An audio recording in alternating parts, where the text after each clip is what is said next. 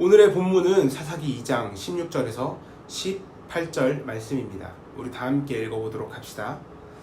여호와께서 사사들을 세우사 노략자의 손에서 그들을 구원하게 하셨으나 그들이 그 사사들에게도 순종하지 아니하고 오히려 다른 신들을 따라가 음행하며 그들에게 절하고 여호와의 명령을 순종하던 그들의 조상들이 행하던 길에서 속히 치우쳐 떠나서 그와 같이 행하지 아니하였더라.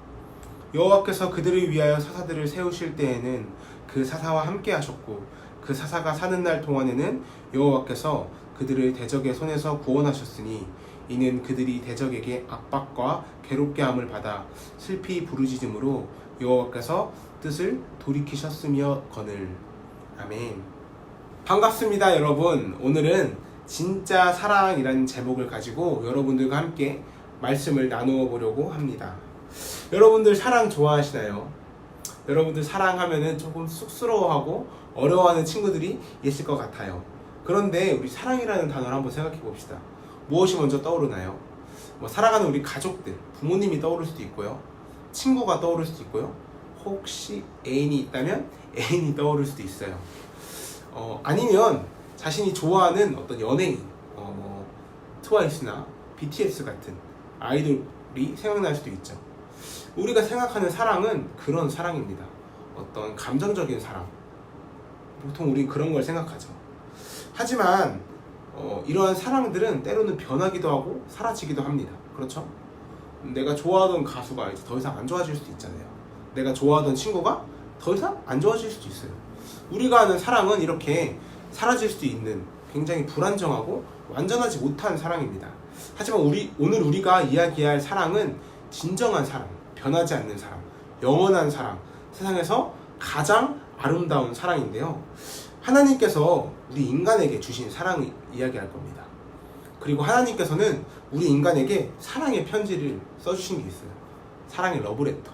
그것은 바로 우리가 읽고 보고 있는 성경입니다.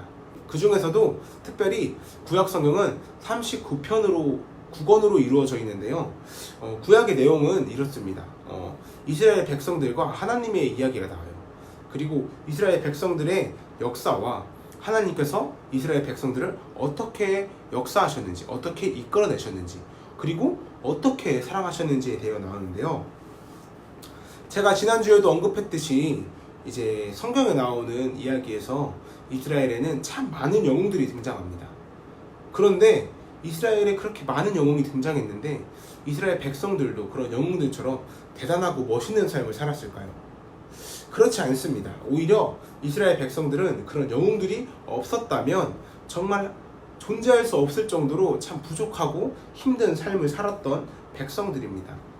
왜냐하면 구약 성경을 쫙 읽어보면은 이스라엘 백성들의 반복되는 모습이 있어요. 그것이 바로 무엇이냐면은 하나님께 불순종하고 타락하는 거예요. 그러고 나면은 그들의 죄 때문에 하나님께서 그들에게 심판을 내리시죠. 하지만 하나님께서는 사랑을 하시는 하나님이기 때문에 이스라엘 백성들을 사랑하시고 그들을 심판하셨지만 또 용서하시는 내용입니다. 이스라엘 백성들의 타락, 하나님의 심판, 그리고 하나님의 용서, 이것이 구약 성경 내내 지속되고 반복되는 거예요. 오늘 본문의 말씀 내용도 똑같은데요. 애굽에서 이제 종살이하던 이스라엘 백성들을 모세가 출애굽시켰죠. 그랬던 모세가 죽었어요. 그리고 그런 모세의 후계자였던 여호수아도 죽게 되었습니다. 하나님을 따르던 리더였던 모세와 여호수아가 있던 시기에도 하나님께 불순종하고 하나님께 불만을 이야기하던 이스라엘 백성들, 그들이 죽으니까 이제 더 이상 하나님을 따르지 않고 하나님을 믿지 않게 되었습니다. 그래서 그들은 자신들이 원하는 대로 살아가기 시작했어요. 우상 숭배를 하기 시작했고요. 이스라엘에는 정말 너무너무 다양하고 많은 죄악들이 계속해서 넘쳐 흐르고 많아지기 시작했습니다. 하나님은 늘 죄를 싫어하시고 미워하시거든요. 그래서 이스라엘 백성들의 죄를 보시면서 이제 심판하셨어야 돼요. 하지만 하나님께서는 동시에 이스라엘 백성들을 사랑하셨습니다. 그래서 하나님께서는 이스라엘 백성을 구원하시는 방법으로 사사들을 세우기 시작하셨습니다. 사사는 이스라엘의 왕은 아니었어요. 그런데 이제 이스라엘의 왕과 같이 모세와 여호수아처럼 지도자였습니다. 그래서 하나님께서는 사사들을 통해서 이스라엘 백성들을 지켜주셨고 이스라엘 백성들을 구원하셨고 또 하나님께서는 사사들을 항상 함께 하시면서 사사들에게 힘과 능력을 주셨던 것이죠. 이제 이스라엘 백성들에게 모세와 여호수아 같은 리더는 없지만 사사가 있는 거예요. 그래서 사사의 말을 들으면서 살아가면은 잘 살 수 있는 거죠. 하지만 우리 본문 말씀 17절에 이렇게 나옵니다. 그들이 그 사사들에게도 순종하지 아니하고 오히려 다른 신들을 따라가 음행하며 그들에게 절하고 여호와의 명령을 순종하던 그들의 조상들이 행하던 길에서 속히 치우쳐 떠나서 그와 같이 행하지 아니하였더라. 이스라엘 백성들이 사사와 하나님의 말씀을 불순종한 거예요. 완전 사사의 말을 완전 무시하고 자신들이 원하는 대로 계속해서 죄를 짓고 살았다는 말입니다. 그래서 오늘 본문인 사사기에는 총 12명의 사사가 등장합니다. 12명의 사사가 등장한다는 말은 즉 이스라엘이 12번이나 범죄했다는 거예요. 12번이나 하나님께 불순종했다라는 것입니다. 12번 사사가 바뀌는 동안 하나님께서는 이스라엘 백성들을 계속 용서하시는 거예요. 사랑하셔서 용서하고 또 용서하고 또 용서하고. 그런데 한번 생각해 봅시다. 우리 친구가 혹은 누군가가 나한테 12번이나 잘못을 했다고 해봐요. 여러분도 12번 다 용서할 수 있나요? 전도사님은 12번 용서할 자신이 없습니다. 전도사님은 딱 3번만 용서하고 4번째부터는 막 화를 내고 짜증내고 막 그럴 것 같아요. 그러나 하나님은 모두 용서하셨고 그 용서에서 멈추지 않으시고 이스라엘 백성들을 완벽하게 사랑하셨습니다. 또한 더 심한 것은 이제 구약성경 39권 동안 얼마나 많이 이스라엘 백성들이 범죄했을까요? 계속해서 반복합니다. 하나님께 불순종하고 하나님께 죄를 짓고. 하지만 하나님께서는 사사 12번 그리고 이스라엘 39권 구약성경 39권 동안 나오는 이스라엘의 모든 죄를 용서하셨습니다. 그리고 하나님은 이제 이스라엘의 죄뿐만 아니라 이 세상의 모든 죄를 용서하시기로 다짐하셨어요. 그 방법이 바로 우리가 알고 있는 자신의 가장 사랑하는 아들 독생자 예수를 이 땅에 보내시는 사건이었습니다. 하나님께서는 예수님을 이 땅에 보내셨고 이 땅의 모든 죄를 해결하기 위해서 예수님을 죽이셨습니다. 그리고 그 죽음을 통하여 우리의 모든 죄가 해결되었고 우리의 모든 불순종이 해결되었고 우리는 영원한 생명과 사랑을 약속받을 수 있었습니다. 이것이 바로 하나님이 보여주신 진짜 사랑, 완벽한 사랑입니다. 하나님은 수많은 이스라엘의 불순종 가운데에서도 인내하시고 참으시고 그것을 위하여 직접 죽기까지 하시면서 하셨던 사랑, 그것이 바로 하나님이 보여주신 사랑입니다. 고린도전서 13장 7절은 우리에게 사랑을 이렇게 이야기하고 있습니다. 사랑은 모든 것을 덮어주며 사랑은 모든 것을 믿으며 모든 것을 소망하며 모든 것을 견뎌냅니다. 아멘.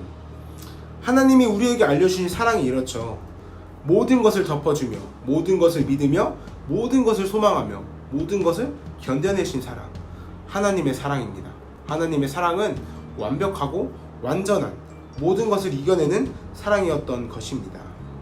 그리고 하나님의 사랑은 이스라엘 시대에 멈춰있는 것이 아니라 지금 이 순간에도 우리에게 베풀어 주시면서 우리에게 그 사랑을 알려주시고 있고요. 우리에게 그 사랑을 교육시키고 계십니다.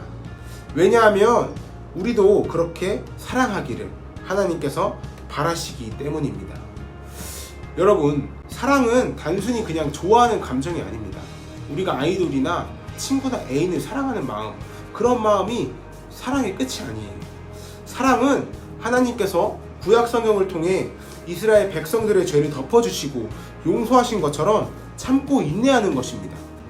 사랑은 예수님께서 우리를 위하여 대신 죽으시고 모든 고통을 견뎌내신 것처럼 모든 것을 내어주고 참아내는 것이 바로 진정한 사랑입니다.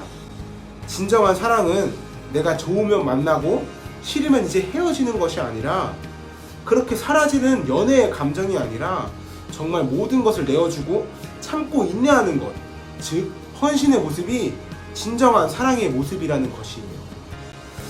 하나님의 사랑은 이러한 사랑의 모습이었고, 하나님의 이러한 사랑의 모습은 거짓 없고 진정한 모습이었어요. 하나님은 단 한 번도 가짜였던 순간이, 거짓말을 했던 순간이 없기 때문입니다. 사랑하는 초등부 여러분, 하나님께서는 여전히 우리를 사랑하고 계세요. 제가 바라기는 여러분들이 그러한 사랑을 알 수 있기를 간절히 소망합니다. 하나님의 사랑을 알 수 있었으면 좋을 것 같아요. 그리고 언제나 그러한 사랑을 여러분들이 가지고 오래 참고 나의 몸을 불사를 정도로 내어주면서 교만하지 않는 여러분들이 되었으면 정말 좋겠습니다. 왜냐하면 여러분들이 그런 사랑을 하기를 하나님께서 지금도 원하고 여러분들이 그런 사랑하기를 기다리고 계시기 때문입니다. 여러분들한테 그러한 사랑이 회복되길 간절히 소망하고 축복합니다. 우리 함께 기도합시다. 사랑의 하나님, 오늘은 하나님의 사랑에 대하여 이야기했습니다. 하나님의 사랑은 모든 것을 참고 인내하면서 모든 것을 내어주신 진정한 사랑입니다. 하나님께서 우리를 사랑하시는 것 우리가 믿습니다. 우리가 그렇게 하나님을 사랑하게 하시고 또 그렇게 우리 친구들을, 우리의 가족을, 우리 주변의 사람들을 사랑할 수 있는 믿음과 사랑을 허락해 주세요. 그렇게 함께 하실 주님을 기대합니다. 이 모든 것 사랑이 많으신 예수 그리스도의 이름으로 기도드렸습니다. 아멘. 여러분들한테 그런 사랑이 있길, 앞으로 회복되길 간절히 기대하면서 우리 다음 주에도 만나도록 할게요. 우리 다음 주에 만납시다. 안녕히 계세요, 여러분. 안녕히 계세요, 여러분.